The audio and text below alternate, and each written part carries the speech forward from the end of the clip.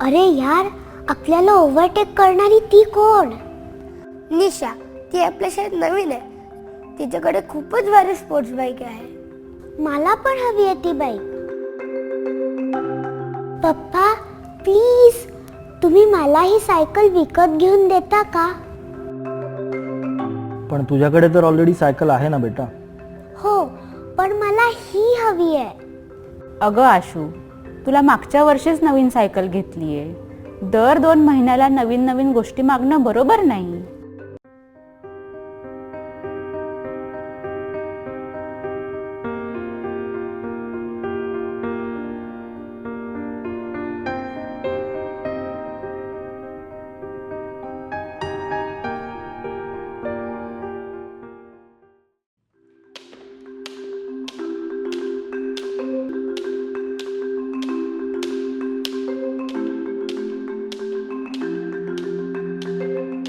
Hello, काय करतेयस?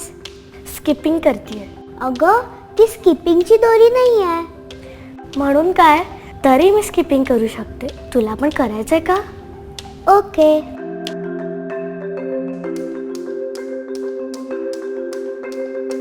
Fast, अजून fast. वा, मज्जा आली. मी आत्तापर्यंत असा विचारच केला नव्हता की आपण साध्या दोरीनं सुद्धा स्किपिंग करू शकतो. माझे आई वडील गरीब आहेत. त्यांना माझ्यासाठी खेळणी विकत घेणं शक्य नाही.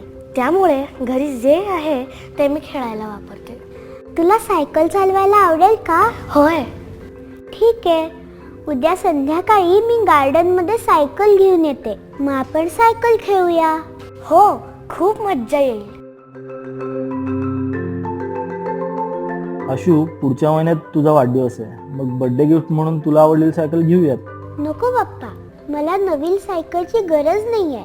आपल्या ह्या सायकलवरच मी खूप खुश आहे. नक्की का? होय पप्पा.